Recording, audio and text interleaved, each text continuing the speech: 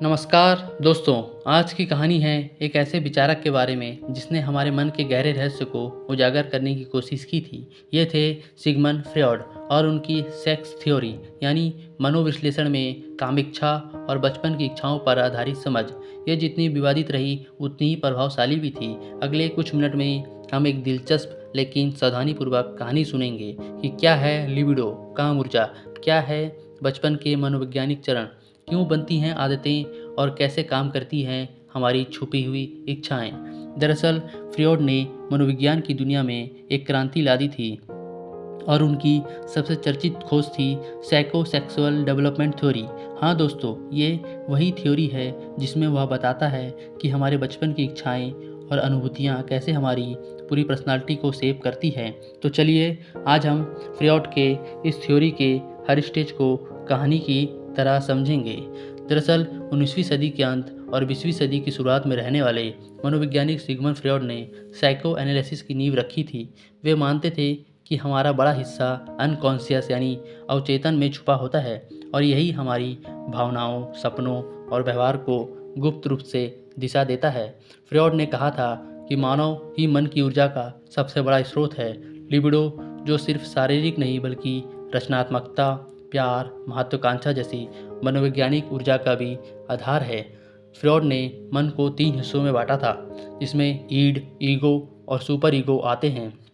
ईड जो तत्काल सुख की मांग करता है, यानी बचपन का बेपरवाह हिस्सा जो कहता है अभी चाहिए। जैसे कोई छोटा बच्चा खिलौने की जिद करता है, नहीं मिलता है तो रोने लगता है।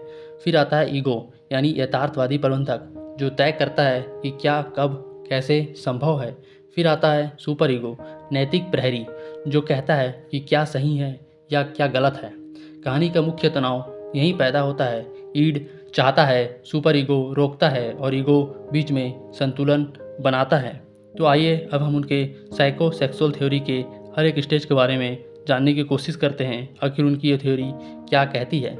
दरअसल फ्रॉयड के अनुसार सब कुछ शुरू होता है जब हम छोटे बच्चे होते हैं। फ्रॉयड कहते हैं जन्म से लेकर 1 साल तक का समय सबसे खास होता है। इसे उन्होंने कहा है ओरल स्टेज। इस स्टेज में बच्चा दुनिया को अपने मुंह से एक्सप्लोर करता है। खाना, चूसना, बातें करना, यही उसकी खुशियों का सेंटर होता है। अगर इस स्टेज में बच्चे को सही प्यार और केयर नहीं मिलता है तो फ्रॉयड के अनुसार बड़े होने पर वो अक्सर खाने या पीने में ज़्यादा लगाव या डिपेंडेंसी दिखा सकता है। इमेजिन कीजिए एक बच्चा जो बार बार चॉकलेट चूसता है या फिर चीज़ें मुंह में डालता है, तो वो फ्रॉयड के अनुसार अपने ओरल फिक्सेशन स्टेज में होता है। फिर आता है स्टेज 2। दरअसल इस स्टेज में बच्चा बड़ा हो रहा होता है और 1 से 3 साल तक की उम्र में वह सीखता है पोटी ट्रेनिंग। फ्रॉयड इसे कहते हैं एनल स्टेज। इस स्टेज में बच्चा अपने बॉडी कंट्रोल और इंडिपेंडेंस को समझता है। अगर बच्चा इस स्टेज में ज़्यादा दबाव में आता है तो फ्रॉयड कहते हैं कि बड़ा होने पर वह या तो बहुत ऑर्गेनाइज्ड या परफेक्शनिस्ट बन सकता है या फिर डिसऑर्गेनाइज्ड और केयरलेस हो सकता है। कल्पना करें एक बच्चा जिसे हमेशा डांट मिलता है पॉटी सीखते समय, तो बड़ा होकर वो हर चीज़ में कंट्रोल चाहता है। फिर आती है स्टेज 3, जिस सबसे दिलचस्प स्टेज यही स्टेज है। इसे फैलिक स्टेज भी कहते हैं, जिसमें 3 से 6 साल की उम्र में बच्चों को अपनी बॉडी के बारे में जागरूकता हो जाती है। फ्रॉयड ने इसे और भी खास बनाया है। उन्होंने कहा है कि बच्चे में एक ओडिपस कॉम्प्लेक्स और एक इलेक्ट्रा कॉम्प्लेक्स का डेवलपमेंट होता है, जिसमें लड़के अपने पिता से राइवलरी महसूस कर सकते हैं और माँ के प्यार की चाह रखते हैं, जबकि लड़कियाँ माँ से राइवलरी और पिता के प्रति अट्रैक्शन महसूस कर सकती हैं। ये स्टेज फ्रॉयड के अनुसार बहुत सेंसिटिव होती है। जो अनुभव बच्चे को यहाँ मिलते हैं वही उसकी अडल्ट रिलेशनशिप को शेप करते हैं। जैसे बच्चे अपनी माँ को प्रायोरिटी दे सकते हैं और पिता के साथ कंपटीशन महसूस करते हैं। अब बच्चा स्कूल जाता है। फ्रॉयड कहते हैं 6 साल से प्यूबर्टी तक बच्चे की सेक्सुअल एनर्जी कम एक्टिव होती है। इसे कहते हैं लेटेंसी स्टेज यानी 4th स्टेज।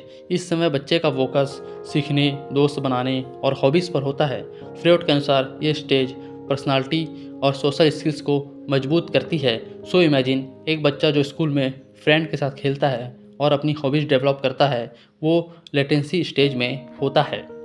और अंत में आता है जेनेसियल स्टेज। प्यूबर्टी के बाद सेक्सुअल एनर्जी मैच्योर हो जाती है।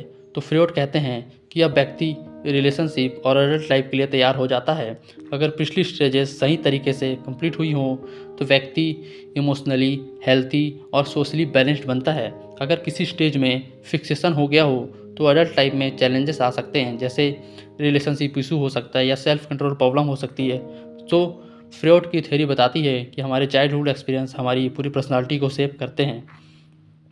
दरअसल फ्रॉड को अक्सर कंट्रोवर्शियल माना गया है, लेकिन उन्होंने ह्यूमन माइंड की मिस्ट्रीज खोल दी थी। उनकी थ्योरी आज भी साइकोलॉजी स्टूडेंट्स के लिए फाउंडेशन की तरह है। दरअसल फ्रॉड का कहना था कि childhood experience are the key to understanding about adult behavior. तो अगली बार जब अपने बचपन की कोई याद सोचें, याद रखिए वो सिर्फ मेमोरी नहीं बल्कि आपके पर्सनालिटी का ब्लूप्रिंट है। फ्रॉड ने हमें सिखाया है कि मन के गहरे रहस्य केवल सरफेस पर नहीं होते बल्कि बचपन की छोटी छोटी घटनाओं में छुपे होते हैं। और यही है सिगमंड फ्रॉड की साइकोसेक्सुअल थ्योरी की कहानी। अगर आपको ये स्टोरी पसंद आई हो तो ज्ञान मेला स्टोरी स्टूडियो को लाइक करें, सब्सक्राइब करें और कमेंट में बताएं कि आप फ्रॉड की कौन सी स्टेज में सबसे इंटरेस्टिंग पाते हैं। धन्यवाद। अगली बार हम किसी और महान थिंकर की कहानी के साथ वापस आएंगे।